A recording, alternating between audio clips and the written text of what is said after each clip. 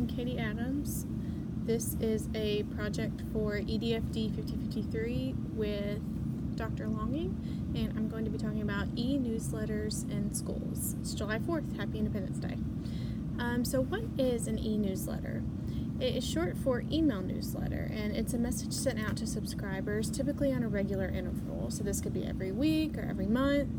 It has a focus on providing information such as upcoming events. It's being used in all different areas of business, such as, I get them from companies like Bath and Body Works, stuff like that.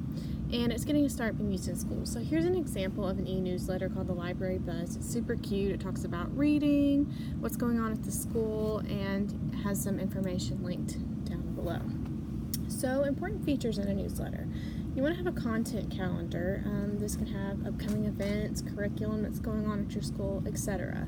You want to use compelling subject lines to really draw your readers in, and make it mobile friendly because a lot of parents might not have computers at home. You want to encourage social sharing so that it can get out there and really reach out to the community. It needs to have links to more information, such as resources for parents on homework, but we'll get into that later. You want to include contact information, of course, so that parents know who to contact, and create goals for the readers, such as reading goals or eating healthy goals, and make it reader-friendly and attractive.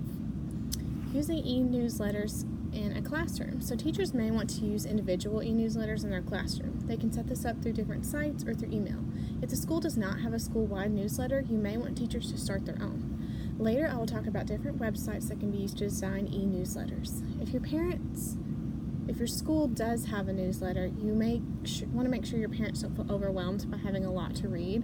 For parents that are getting e-newsletters, they'll have to provide their email addresses or another way to send them. This could be set up at the beginning of the year, during open house, or at the first parent-teacher conferences.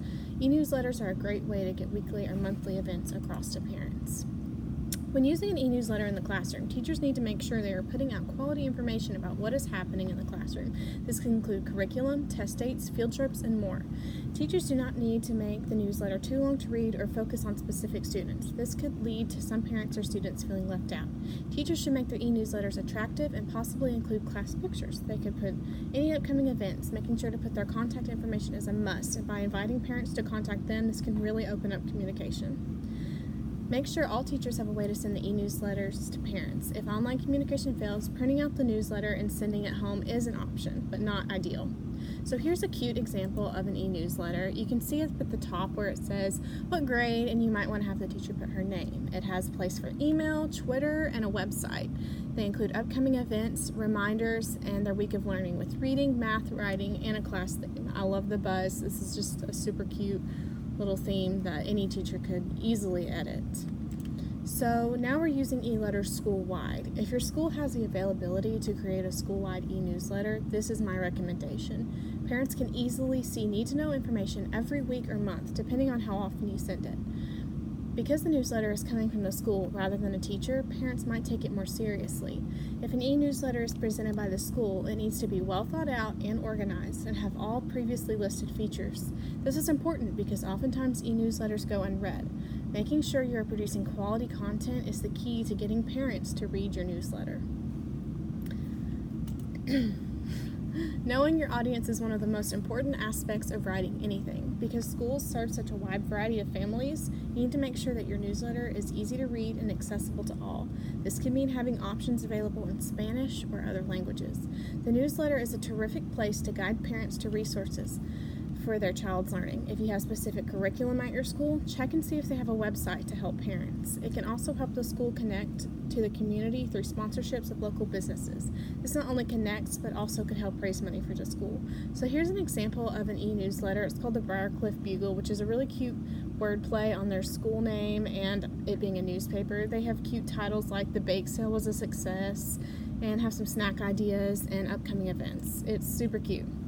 So some programs and ways to make newsletters. So first I want to talk about Canva. It's simple, easy to use, collaborative, and works with smartphones, which is a plus.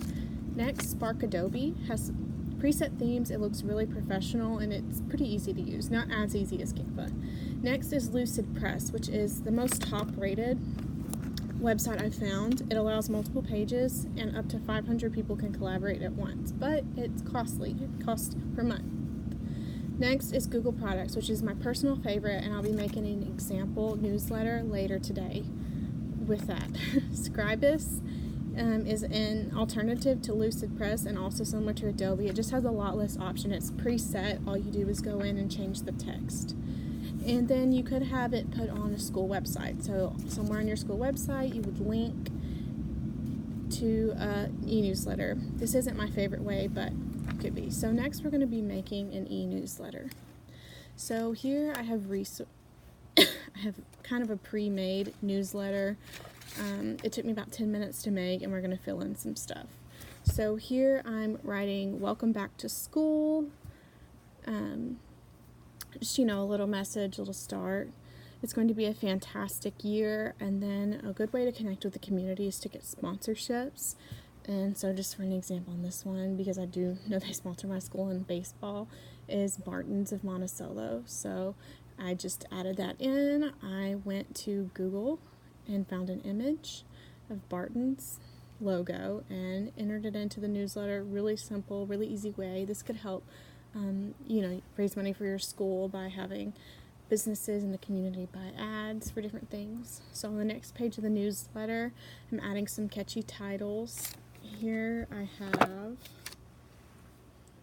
back to school drive. So this is where we would include items, things we're doing, dates, all sorts of information on the back to school drive we might be having.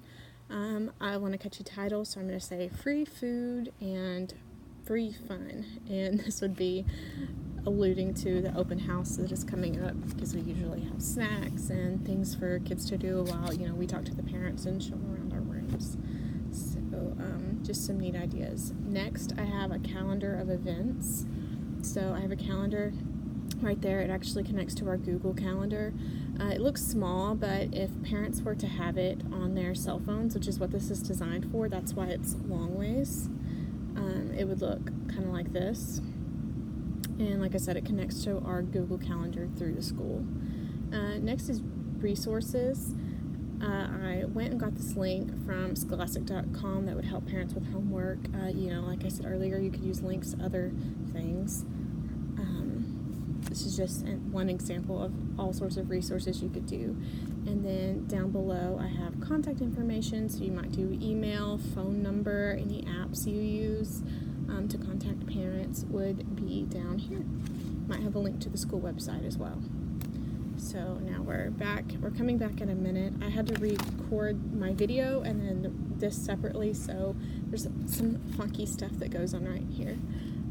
Some pros of this are that it's easy to read and it's attractive. It can allow for a lot of information in one space. It can be used collaboratively for all school personnel, and it's extremely affordable. Most of those options were free. It can reach many people at one time by using mailing lists just to mail it out. And so that's what I'm going to go into in a minute and show how to work a mailing list. Some cons are that it's traditionally been ignored by many. I know sometimes when I get newsletters, they either go to my spam folder or I just delete them and don't read them. Email is not a form of communication for a lot of parents. That's why it's really important to make it mobile friendly, but next con is that it can be difficult to make mobile friendly. Some of those programs I listed earlier cannot do that. It requires contact information for every parent, which is easy to set up at the beginning of the year, but it may take a little bit of work. So here I'm back to the newsletter, and I'm just showing how you can scroll through it, and it's kind of like a newspaper. And then I'm going to show how to share it. So you just click the share button. Right here it says anyone can edit, so you don't want people to be able to edit it when they get the newsletter. So you click on this button, hit can view, and then that way they can just view it. They can't edit it. Then you would enter the names of anybody you would want. So here I typed in a singular name of somebody I know, and then in the next one I typed in a mailing list, MIS family. So you would have a mailing list for all your parents, or even grade specific mailing lists if you wanted to do grade specific newsletters. So that's just a simple way to send it out. I love Google products. They're always the best for me to be able to use.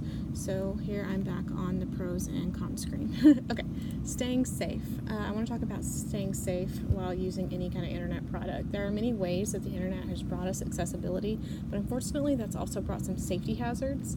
Luckily, the only information needed by parents in this situation is an email address. Work with your IT team at your school to make sure that there is no way this contact information can be leaked. They also use programs designed to protect mailing lists. Also, be sure the resources that you might link, like the Scholastic link earlier, are very well researched and checked out by your IT team. Other than that, there are generally no safety hazards with the e-newsletter. In conclusion, e-newsletters are an extremely useful tool when it comes to school-wide information. There's so much flexibility with what can be included. Of course, it is important not to include too much information and make the letter unreadable. By using simple guidelines of what to include in a newsletter, it can be a great way of communicating with parents.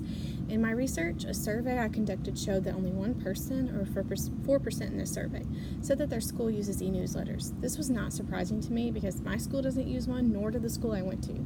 I think e-newsletters should really start to be considered. It is a great place to provide resources, collaboration, even items such as surveys for parents to fill out, like the one I filled out, or had teachers fill out. It can also help student learning by addressing what curriculum is being worked on. It can improve collaboration with the community as shown in my newsletter. It can improve efficiency by putting all of this information in one place and by the click of a button sending it out to hundreds or thousands in a mailing list. I can really see e-newsletters becoming a great form of communication in the future for many schools. So anyway, I want to thank you guys for watching. Here are my resources. Had 5. I really want to take a look at SurveyMonkey down here. It's what I use to put out a survey for what kind of technology is being used in schools right now. And I really found some good information on that. That'd be really fun to put in a newsletter, like look at survey parents for things they want at the school, or even students for like what they want for lunch. But anyway, having reliable resources is really important when researching any topic. So just do your research, and I'm sure that any administrator or teacher can create a really great e-newsletter for their school. Anyway, bye. Thank you for watching.